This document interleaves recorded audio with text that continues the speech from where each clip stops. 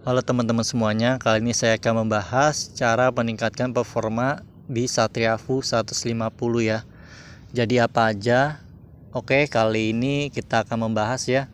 Yang pertama itu di bagian karburator. Ini cek gampang ya. Jadi karburator itu yang harus teman-teman tahu nih. Yang biasanya yang baru-baru beli, biasanya karbu itu ada yang ori ya dengan merek Mikuni, ukuran 26 ya, sama yang PE. Nah biasanya kalau motor-motor orang yang bekas tuh biasanya kan dapat yang PE 28. Jadi kebetulan saya dapat yang PE 28. Nah tapi untuk PE 28 ini kalau dapat yang KW-nya bagus nggak apa-apa ya. Mungkin yang merek-merek TDR, Moto1 dan sebagainya tuh yang lebih bagus ya. Tapi yang ini kan KW-nya KW-KW-an. Jadi untuk dipakai berapa hari biasanya timbul di piston gasnya, dia udah baret. Itu bisa membahayakan diri kita sendiri ya. Jadi kalau misalnya kita kecepatan tinggi, takutnya nanti piston gasnya itu tidak turun ya. Nah itu kan berbahaya. Jadi saran sih kalau mau pakai karbu PE28 atau misalkan nanti dapat PE28 ya, itu dicek karbunya ya, bagian pistonnya itu harus dicek. Dan kalau misalnya mau ganti ya disesuaikan juga dengan karakter mesinnya. Kalau mau P28 misal karbu udah diganti bagus dengan merek yang bagus, tapi CDI standar, kenapa standar nanti percuma, jadi tarikannya sama aja, nggak respon ya. Mending kalau misalkan P28 itu knalpot diganti, CDI diganti, disesuaikan ya, hal seperti itu ya. Karena nanti kalau misalkan knalpot standar ya nahan tenaganya. Kalau standar sekalian. Itu yang pertama di bagian karbu ya. Nah kalau untuk karbu standar itu biasanya di bagian karet sama di bagian vakumnya. Nah itu baret. Udah itu aja sih. Sama dibersihkan aja ya, di karburator dibersihkan. Itu takut ada kotoran atau air ya. Terus yang kedua ini di bagian kopling. Nah ini saya punya nih pretelan koplingnya nih teman-teman. Nah supaya performanya naik juga, jadi nggak hanya mengandalkan 3 pilar ya, jadi juga mengandalkan bagian dari plat transmisi dari kopling. Nah ini bagian plat kopling. Nah plat koplingnya ini udah kegerus tuh.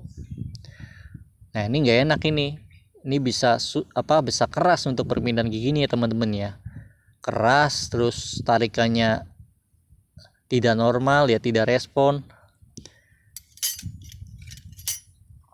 Untuk plat kampas kopling ini masih bagus ya. Ini pretelan lama nih copotan. Dan juga kenapa Satria Fu juga susah netral. Nah biasanya itu di bagian klut kaki limanya. Nah yang seperti ini nih, klut kaki lima. Ini pinggirannya nih, tuh udah kegerus parah ini. Nah pasti susah netral udah. Nah ini bisa merusak di bagian-bagian yang lain ya. Kalau masih dipaksain juga. Saya udah ganti kapas kopling, udah diganti plat kopling, tapi di bermasalah, nanti ngerusak di bagian yang lain ya. Jadi kalau bagus, mending bagusin aja sekalian gitu.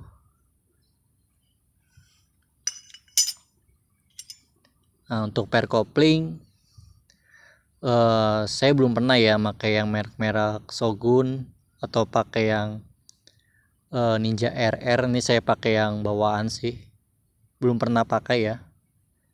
Nanti deh kalau misalkan emang ada saya mau ganti, nanti saya cobalah.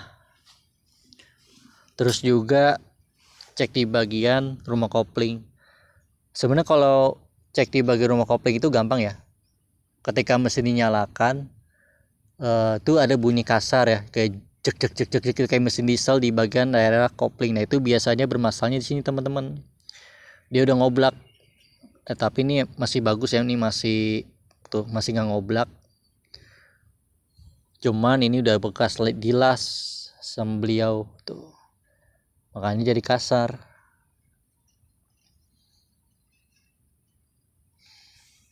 Nah, permasalahan yang tadi tuh seperti itu ya, kenapa tarikannya jadi kurang enak. Itu di bagian kopling juga berpengaruh ya. Terus sama di bagian jangan lupa kalau misalkan ada yang diganti dari sebagian part ini ya, cek di bagian giri pompa olinya ya teman-teman ya. Jadi jangan sampai runcing. Kalau runcing semua nanti untuk oli yang naik itu rada susah ya. Itu kalau bermasalah nanti mesin ya, takutnya kenapa-napa bisa jebol atau apa ya, jangan sampai ya. Pokoknya cek giri pompa oli itu berpengaruh ya. Kondisinya harus ada dudukannya, jadi kayak tumpul gitu loh, kayak gear motor aja. Sama olinya ya. Jadi kalau oli, rekomendasi dari saya boleh yang standaran atau juga yang AX7 ya. Kalau saya kan pakai yang AX7 ya, nggak apa-apa sih.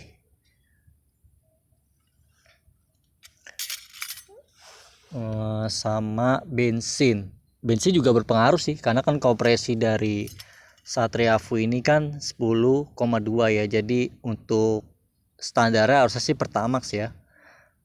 Kalau saran saya sih mending Pertamax sih ya, nggak sering-sering juga nggak apa-apa sih. Kalau emang ada dana mah, kalau emang dananya ada pakai Pertamax aja biar kompresinya nggak lemah ya.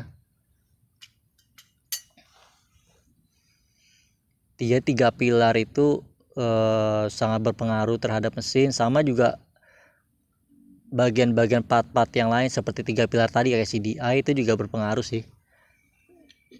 Cuman jangan setengah-setengah. Jadi kalau misalnya standar sekalian biar tarikannya enak. Kalau mau yang racing diganti yang lebih bagus, ganti semua kayak pistonnya, head porting, 3 pilarnya juga ada diganti total.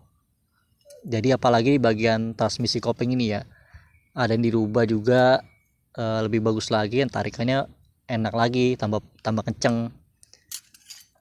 Jadi yang bagi pemula seperti itu ya. Ini saya pakai Suzuki Satria Fusi udah lama ya, udah setahun. Jadi sebenarnya bisa ya, cuman karena ini buat harian jadi saya nggak rekomen ya, kecuali saya punya Satria Full lagi baru saya pakai untuk modifikasi.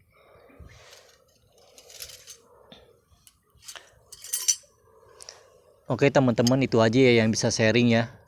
Jadi supaya meningkatkan performa itu dari hal-hal yang seperti itu tadi. Jadi nggak harus langsung ganti total 3 pilar jebret nanti bisa kenceng total. Nantinya nggak tahu ya bagian-bagian yang lain tuh masih bener apa enggak.